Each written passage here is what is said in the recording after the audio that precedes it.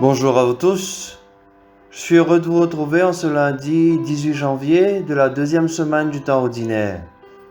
Je suis Jean-Patrick Polido de Saint-Jean et nous méditons ensemble l'Évangile selon Saint Marc au chapitre 2, les versets 18 à 22.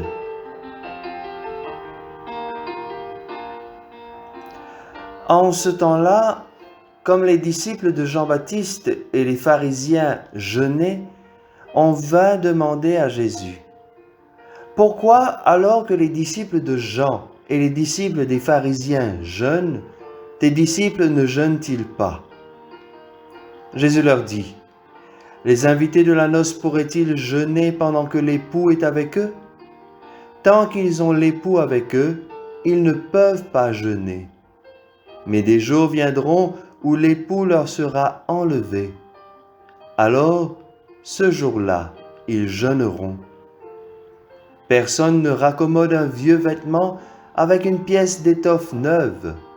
Autrement, le morceau neuf ajouté tire sur le vieux tissu et la déchirure s'agrandit.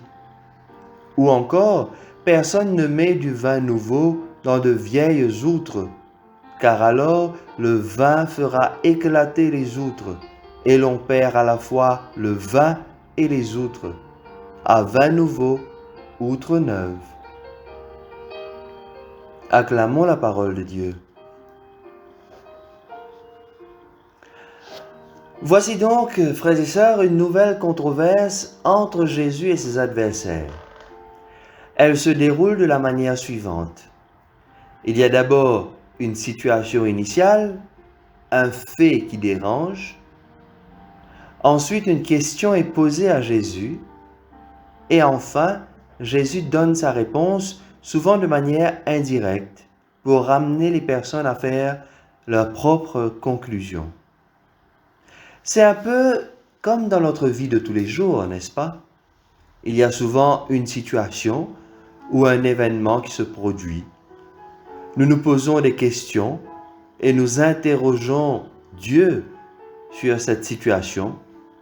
Et enfin, à travers les différents signes ou rencontres, nous recevons notre réponse, en tirant nos propres conclusions. Eh bien, dans le passage d'aujourd'hui, il est question du jeûne. Il y a dans le peuple juif une tradition ancienne qui proposait le jeûne comme une manière de se préparer à la rencontre du Seigneur. Nous voyons Moïse le faire dans le livre de l'Exode. Et à l'époque de Jésus, les disciples de Jean-Baptiste étaient les plus appliqués à cette pratique. Ils défendaient cette abstinence volontaire dans la brûlante attente du jour de Dieu, invitant à une conversion radicale.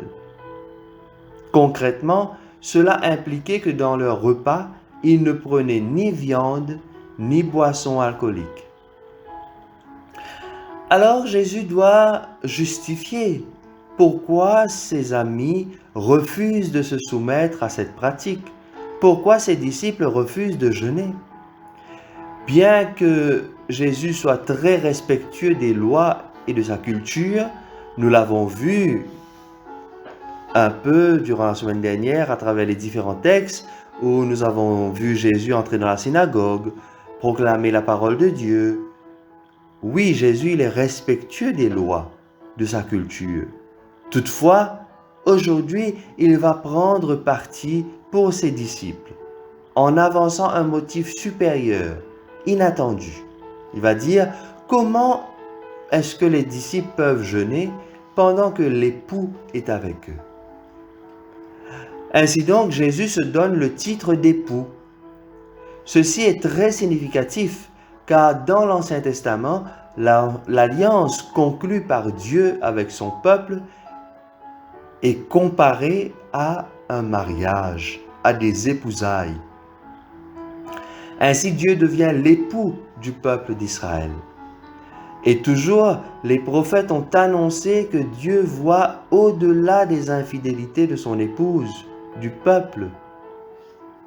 De plus, la venue du Messie était attendue comme l'ouverture du temps des noces, un banquet fabuleux de viande grasse et de bon vin serait offert à tous les peuples pour célébrer la victoire décisive de Dieu sur le mal et la mort. Frères et sœurs, ce que veut simplement dire Jésus, c'est que si ses disciples ne jeûnent plus, c'est qu'ils sont les premiers invités à la noce. L'époux est là. Le temps des noces de Dieu avec les hommes est commencé. Toutefois, Jésus annonce également le sort qui lui sera réservé. Un temps viendra où l'époux leur sera enlevé. Alors ils jeûneront. Pour expliquer davantage sa réaction et le comportement de ses disciples, Jésus utilise deux paraboles. Il va dire, personne ne raccommode un vieux vêtement avec un tissu neuf, parce que le tissu neuf va tirer sur le vieux vêtement et déchirer davantage ce vêtement. Ou encore, personne ne met du vin nouveau dans de vieilles outres, car sinon le vin fera éclater les outres. À vin nouveau, outre neuve. La leçon est toute simple, frères et sœurs. Avec Jésus, c'est une nouvelle ère qui commence. La bonne nouvelle apportée par Jésus est quelque chose de radicalement nouveau. Les structures anciennes établies, les structures externes telles que les règles religieuses, les lois, les préceptes, ou les structures internes telles que nos manières de penser, d'agir, de vivre, ces structures sont inadéquates pour cette nouvelle venue. Nous pouvons nous demander comment cet enseignement affecte-t-il nos efforts de renouveau dans l'Église aujourd'hui? Il est difficile d'abandonner l'ancien et le familier, mais parfois c'est quelque chose de nécessaire.